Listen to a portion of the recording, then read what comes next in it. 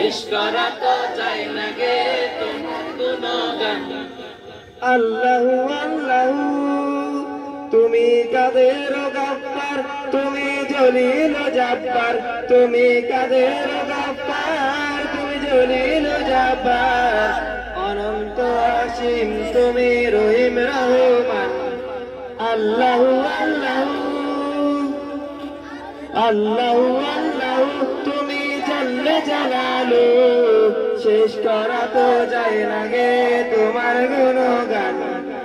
আল্লাহু আল্লাহু তুমি মাটির আদমকে প্রথম সৃষ্টি করিয়া ঘোষণা করিয়া দিলে শ্রেষ্ঠ বলিয়া, তুমি মাটির আদমকে প্রথম সৃষ্টি করিয়া ঘোষণা করিয়া দিলে শ্রেষ্ঠ বলিয়া, তাই নূরের ফেরেশতা করে আদমকে সিজদা। সবাই সবাই তাই নূরের ফেরেশতা করে আদমকে সিজদা। তুমি সবার চেয়ে দিলে মাটির মানুষকে সম্মান। আল্লাহু আল্লাহু আল্লাহু আল্লাহু তুমি জাল্লে জালালু, শেষ করা তো যায় না গে তোমার গুণগান। খাওয়ার জন্য এরকম রেস্টুরেন্টে আসছে, ডুলিবাড়িতে আসছে মনে করো, তো ডুলিবাড়িতে খাইতে এসে তো ডাকাতেরা বললো যে আমাদের জন্য কাবাব দাও। কি কাবাব দাও?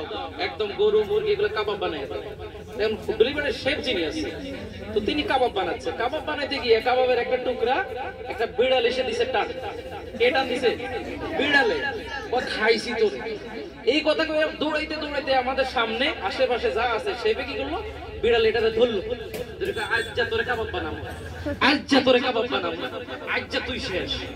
আশেপাশে আমরা সবাই ভয় পেয়ে গেছি না, আসলাম মুরগির কাবাব খাইতে, এখন বুঝি বিলের কাবাব খাবো।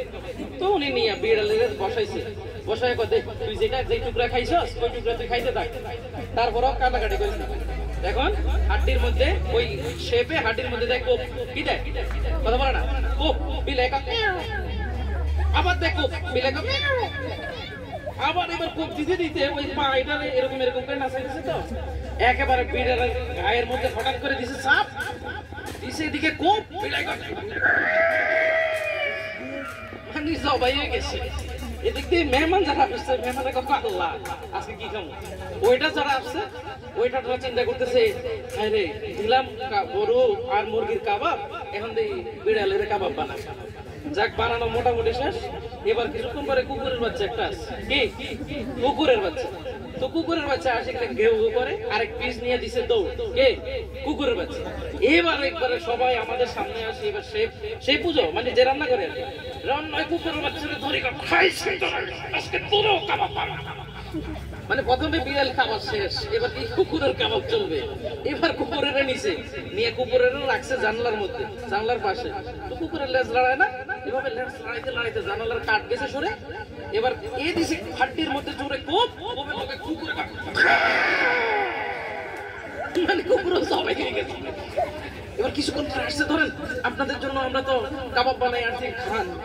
এবার ডাকাত জন্য যখন এতক্ষণ তো ভয় পাইছে, কুচ্চা খাইবো না বিলে খাইবো, কুচ্চা খাইবো না বিলে খাইবো। এবার ডাকাত দুজনে ছুরি নিছে, ছুরি নিয়ে কয় ওইটার দুজনকে বসাইছে, তোরা খা খা।